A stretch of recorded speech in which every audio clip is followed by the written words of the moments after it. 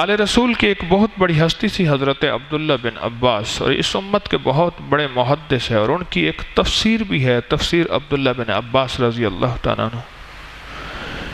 ایک شخص نے ان کا مخالف تھا۔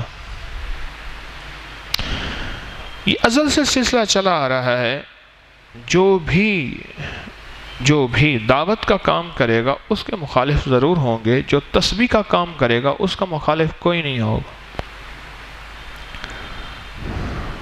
تسبیح کا کام، تسبیح سے مراد بس تسبیح لے کے کسی غار میں چلے جائیں، تسبیح لے کے دنیا سے کنارہ کشی کر لے، تسبیح ذکر اعمال کر کے اپنے گھر میں گوشہ نشین ہو جائیں، یکسو ہو جائیں، اس کا کوئی مخالف نہیں ہوگا۔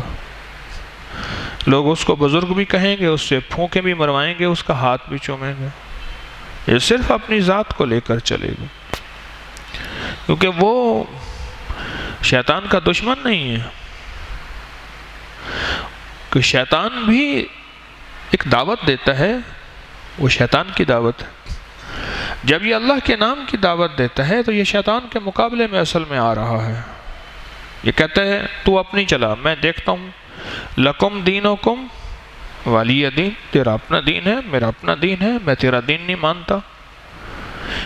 یہ دعوت دینے والا اصل میں چیلنج کرنے والا ہے، طاغوت کو، شیطان کو چیلنج کرتا ہے۔ اور جو تسبیح پڑھنے والا ہے وہ دعوت دینے والا نہیں ہے، وہ صرف اپنی بخشش اور اپنی اصلاح کا فکر لیے پھر رہا۔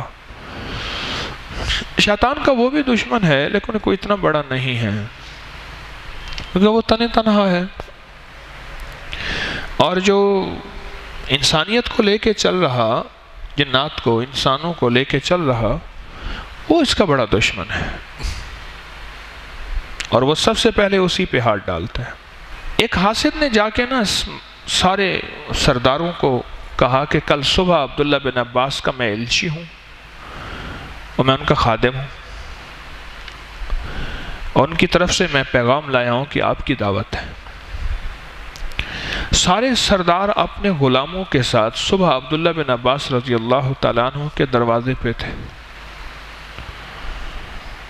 یہ حیران ہوئے، غلام نے آ کے بتایا کہ آپ کے دروازے پہ تو سارے سردار موجود ہیں اور ایک ہجوم ہے مخلوقات کا، کیوں آئے ہیں؟ کہ آپ نے دعوت کے لیے بلایا ہے۔ انہیں کس نے کہا ہے؟ کہ فلاں بندے نے۔ سمجھ گئے، اچھا مرحبا، آئیے۔ سب کو بٹھایا، پھل میوے منگوائے، ان کے سامنے رکھے، فوراً گوشت، کھانے، چیزیں پکوانے کی ترتیب، باورچی منگوائے اور اس کی ترتیب بنوائی، اور اپنے بندوں کو بٹھایا، ان سے باتیں کرو، انہیں پھل میوے کھلاؤ جب تک کھانے تیار ہوئے، اور انہیں کھانے کھلائے۔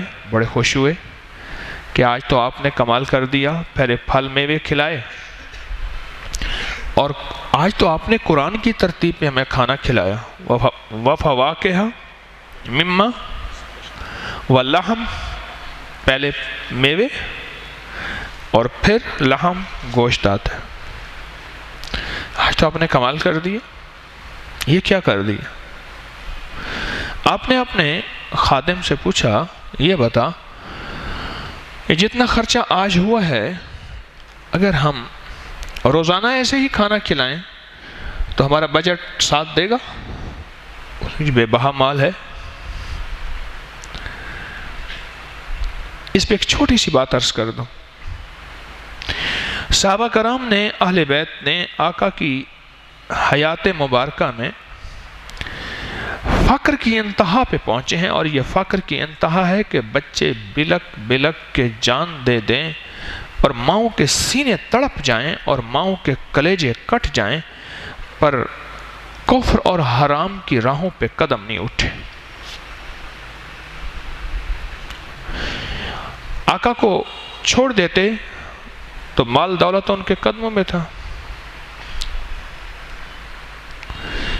انہوں نے حرام کی راہوں کو نہیں چھوا، لیکن یہ قربانیاں اور مجاہدے سدا ان کے ساتھ نہ رہے، چند سالوں کے تھے۔ اور فقر کی انتہا یہ ہے کہ پیٹ پہ ایک پتھر، اس کے بعد پھر دوسرا پتھر، پتھر باندھنے سے پیٹ اندر چلا جاتا ہے اندر، اور کچھ تسلی ہو جاتی ہے کہ شاید انسان کمر سیدھی کرنے کے قابل ہوتا ہے۔ چونکہ ہم نے پتھر دیکھے نہیں، باندھے نہیں، اس لیے عجیب سی بات لگتی ہے۔ یہ فقر کی انتہا ہے، مفلسی کی، غربت کی، فائنانشلی کرائسس، کاروباری عروج و زوال کی انتہا ہے۔ لیکن آل رسول اور اصحاب رسول، محمد اور آل محمد، ان حضرات میں سے کسی نے آل محمد اور اصحاب رسول نے حرام کی راہوں کو نہیں چھوا۔ اس کے صلے میں اللہ جل شانہ کی طرف سے جو نعمت ملی، وہ نعمت یہ ملی کہ ان کے لیے اللہ نے حلال روزیوں کا غیبی انتظام کیا، اور حلال روزی کا انتظام یہ ہے کہ ایک پوری بہت بڑی جماعت آپ کے ہاں کھانا پرتکلف کھا کے گئی تو اپنے غلام سے پوچھ رہے کہ کیا ایسا ہے کہ ہم روز کھلائیں؟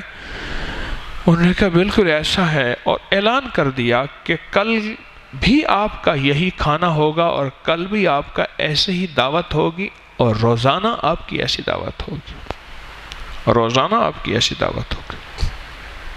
صحابہ اہل بیت نے زندگی کے حقوق ادا کیے اپنے مرشد حضرت محمد صلی اللہ تعالی علیہ وسلم، مرشد کے رب اللہ جل شانہ کے حق کو پہچانا، پھر مرشد نے جو زندگی کے حقوق دیے ان کو پہچانا، حق در حق پہچانتے چلے گئے۔ کسی کا حق نہیں کھایا، کسی کا مال نہیں کھایا، کسی بھی شکل میں رب نے اس کے صلے میں ان کے لیے بے بہا رزق کا وسیع انتظام کر دیا۔